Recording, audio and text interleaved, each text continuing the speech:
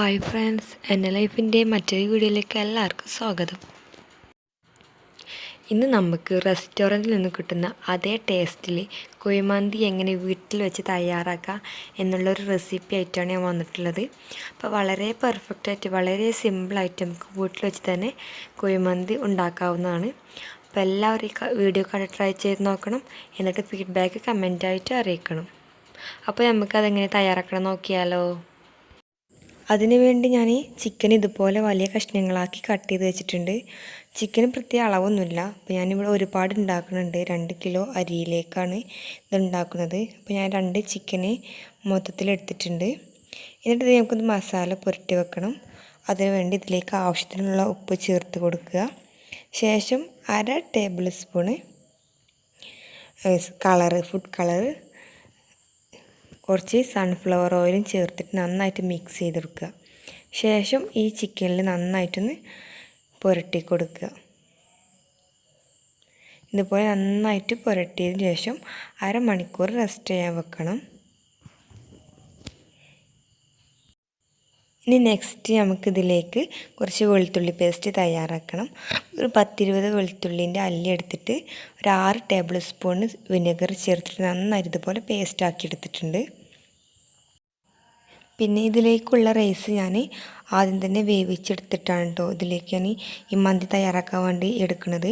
അപ്പോൾ ഈ റൈസ് വേവിക്കും പ്രത്യേകം ശ്രദ്ധിക്കേണ്ടത്, അധികം വേവ് ഓവറാവാനൊന്നും പാടില്ല. അതുപോലെ ഒട്ടിപ്പിടിക്കാത്ത അരി ആവാനൊക്കെ ശ്രദ്ധിക്കണം. നല്ല അരി വേണം ഇതിനെടുക്കാനായിട്ട്.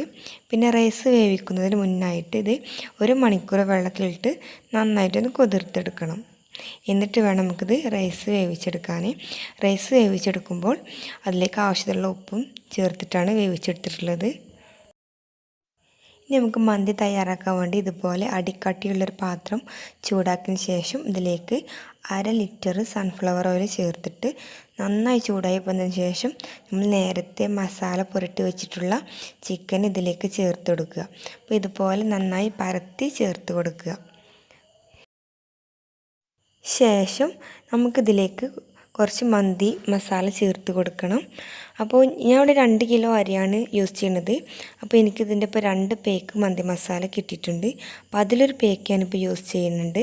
അപ്പോൾ നിങ്ങൾ 1 കിലോനാണ് വെക്കുന്നതെങ്കിൽ നിങ്ങൾക്ക് ആ 1 പേക്കിൻ്റെ ഹാഫ് ഭാഗം എടുത്താൽ മതി. ശേഷം ഇതിലേക്ക് മാഗി ക്യൂബ് ചേർത്ത് കൊടുക്കുക. അതുപോലെ 2 ഡ്രൈ ലെമണും ചേർത്തിട്ട് ഇതുപോലെ നന്നായിട്ടൊന്ന് ഇളക്കിയെടുക്കണം. അപ്പോൾ ഇത് മസാല എല്ലായിടത്തേക്കും സ്പ്രെഡ് ചെയ്യുന്ന രൂപത്തിലായിരിക്കണം കേട്ടോ. എന്നിട്ട് ഇത് ഇങ്ങനെ നന്നായി ഇളക്കിയതിന് ശേഷം നമുക്കിതൊന്ന് അടച്ച് വെച്ച് ലോ ഫ്ലെയിമിലിട്ട് 5 മിനിറ്റ് ഒന്ന് വേവിച്ചെടുക്കാം. അതിനുശേഷം നമ്മൾ അടപ്പ് തുറന്നതിന് ശേഷം ഒന്നും കൂടി ഒന്ന് ഇളക്കിയതിന് ശേഷം നമുക്കിത് ലോ ഫ്ലെയിമിലിട്ട് അടപ്പ് വെക്കാതെയും 5 മിനിറ്റ് വേവിച്ചെടുക്കുക. അപ്പോൾ നമ്മുടെ ചിക്കനൊക്കെ നന്നായിട്ട് ഫ്രൈ ആയി വന്നിട്ടുണ്ട്.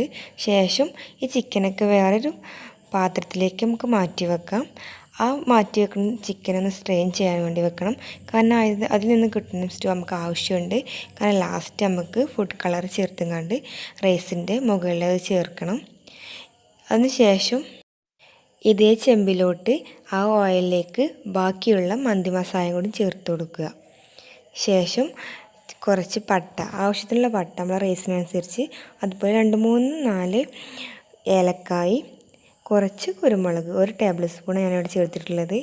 ഓവറായാൽ നമുക്ക് അധികം കടിക്കും, റൈസിൽ കടിക്കും. അപ്പോൾ അതിന് വേണ്ടി കുറച്ച് ചേർത്താൽ മതി. പിന്നെ കുറച്ച് മല്ലിച്ചപ്പും കൂടി ചേർത്തിട്ട് ഇത് നന്നായിട്ടൊന്ന് മിക്സ് എടുക്കുക. ശേഷം കുറച്ച് ടൊമാറ്റോ സോസും കൂടി ചേർത്തിട്ട് ഇതൊന്ന് നന്നായിട്ട് മിക്സ് ചെയ്തതിന് ശേഷം നമുക്കിതിലേക്ക് നമ്മൾ നേരത്തെ തയ്യാറാക്കി വെച്ചിട്ടുള്ള റൈസും കൂടി ചേർത്ത് കൊടുക്കുക.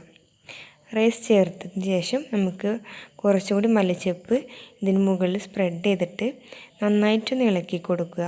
നമ്മുടെ മന്തി മസാലയും നമ്മുടെ ഓയിലും എല്ലാം നമ്മുടെ റൈസിൽ നന്നായി സ്പ്രെഡാകുന്ന വിധത്തിൽ നന്നായിട്ടൊന്ന് ഇളക്കി കൊടുക്കുക. ശേഷം നമ്മൾ നേരത്തെ പൊരിച്ച് ഫ്രൈ ആക്കി വെച്ചിട്ടുള്ള ചിക്കന് ഇതിൻ്റെ മുകളിൽ ഇങ്ങനെ നന്നായിട്ട് പ്രസ് ചെയ്ത് വെച്ച് കൊടുക്കുക. ഇത് നമ്മൾ നേരത്തെ ചിക്കനിന് സ്ട്രെയിൻ ചെയ്യാൻ വെച്ചിട്ട് കിട്ടിയ സ്റ്റൂ ആണ്. അപ്പോൾ അതിൽ കുറച്ച് കളർ പൊടി ചേർത്തതിന് ശേഷം ഇതിന് മുകളിൽ ഒന്നുകൂടി സ്പ്രെഡ് ചെയ്ത് കൊടുക്കുക. ഇനി നമുക്ക് കുഴിമന്തിയുടെ ഒരു ടേസ്റ്റ് കിട്ടാൻ വേണ്ടിയിട്ട് ലാസ്റ്റായിട്ട് നമ്മൾ ഈ ഒരു ചെറിയൊരു ബൗളിൽ കുറച്ച് ചാർക്കോളോ അല്ലെങ്കിൽ ചിരട്ട കത്തിച്ചതോ എന്തെങ്കിലും അതിലിട്ടിട്ട് കുറച്ച് എണ്ണ സ്പ്രെഡ് ചെയ്തതിന് ശേഷം അതേ സമയത്ത് തന്നെ നമുക്ക് അടപ്പ് വെച്ച് അടച്ച് വെക്കുക. എന്നിട്ട് എന്തെങ്കിലും വെയിറ്റർ വെച്ചുകൊണ്ട് 5 മിനിറ്റ് ലോ ഫ്ലെയിമിലോ അല്ലെങ്കിൽ നമുക്ക് ചൂടുള്ള വിറകടുപ്പിൽ വെച്ചിട്ട് ദമ്മാക്കി എടുക്കാം. ശേഷം നമുക്കിത് സെർവ് ചെയ്യാം. ഇത് സെർവ് ചെയ്ത് നമുക്ക് കഴിക്കാം.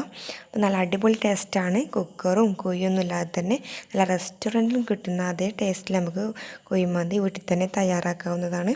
അപ്പോൾ എല്ലാവരും ഇത് കണ്ട് ട്രൈ ചെയ്ത് നോക്കണം. ഇഷ്ടപ്പെട്ടാൽ ലൈക്ക് ചെയ്യുക, ഷെയർ ചെയ്യുക, ഒപ്പം തന്നെ സബ്സ്ക്രൈബ് ചെയ്യാനും മറക്കരുത്.